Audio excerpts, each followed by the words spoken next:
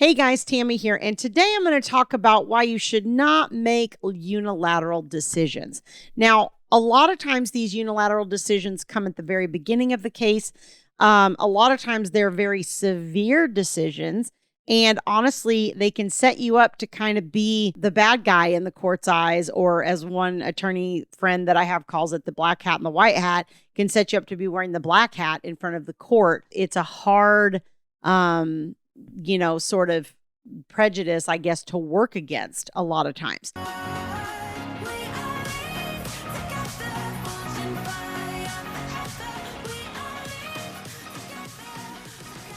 So before we dive into this topic, let me just remind you, as always, if you like this content, don't forget to hit like on the video. Also subscribe to the channel so that you get notified as new videos are released. And as always, please feel free to share on social media. When we have that point of crisis or kind of the point of breakup, a lot of times, most of the time people have been living in the same home and one person will move out. And I have seen situations where people are in abusive situations and they are in fear and they go to a shelter or they do something like that. But I also see situations where people are maybe not as afraid of like some kind of severe physical repercussion, but they just don't know what that person's reaction is going to be. So they go to family or friends or whatever. And sometimes that's a little further away, right? And I have seen situations where that caused that parent that left to really lose parenting time. And so there's a couple things that you want to do if you're in this particular situation, okay? I'm going to start with giving you a little example by way of a story of a case that Thomas had a few years ago where there was a little girl, I believe she was about 7, so she was school age, and mom left, told dad she was leaving, moving out of the family home. They were a younger couple. They lived with dad's parents, actually. She said, I'm moving out. I'm done. They decided they weren't together anymore. She moved out and she left and went about 2 hours away. Okay. Like I'm in San Diego. This was a case here in San Diego. And she moved up to LA, I believe, which is, a couple hours. First, that was fine. Like she told dad she was doing that. Dad's like, okay.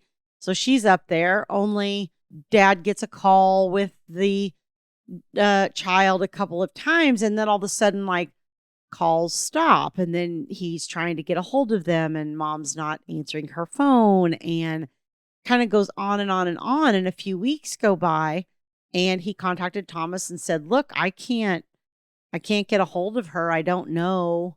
I don't even know if she's still in LA or not. So we hired a private investigator and they did a skip trace, and we figured out that she had actually left and moved to another state with the child without notifying dad. Now, these two were never married. It was a set of unmarried parents, but the child had always been here in San Diego, gone to school here in San Diego. I think when they went up to LA, it was over the summer. And I think dad thought that they were going to come back by the time school started. Only when school started, she moved the child out of state and enrolled the child in school somewhere else without notifying dad or telling him. And then on top of that, wouldn't communicate with him, wouldn't answer his calls, wouldn't do any of that, right? So we got in front of the court and the court said, full custody to dad. Mom has supervised visitation. And here in this instance, you didn't have a mom with really any red flags. There was no drugs, alcohol, abuse. There wasn't any of that kind of thing. It's just the fact that she unilaterally decided to take the child and leave and not tell dad where she was. So that landed her in a whole bunch of hot water with the court and really put her on the defensive for kind of the remainder of her case. And she did end up moving back to San Diego.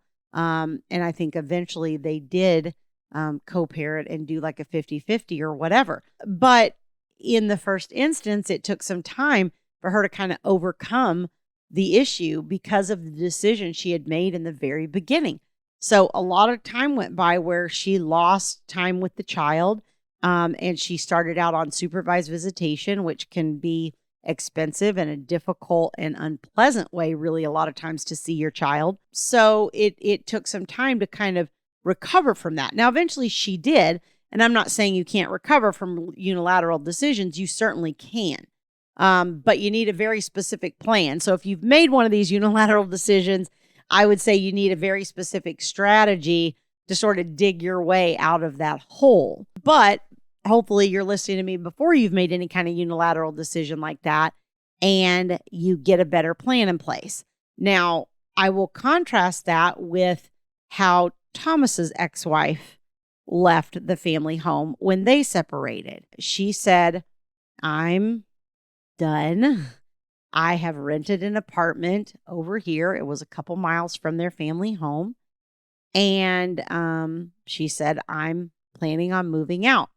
And Thomas's response to that was, okay, I think we should do week on, week off. Would you like the first week or the second week? He knew what he wanted, and that helped him be prepared for the negotiation, right? Because he knew what he was going to ask for, instead of just being like, oh, you're moving out. Oh no, what are we going to do? How are we going to, or waiting for her to dictate the schedule or whatever.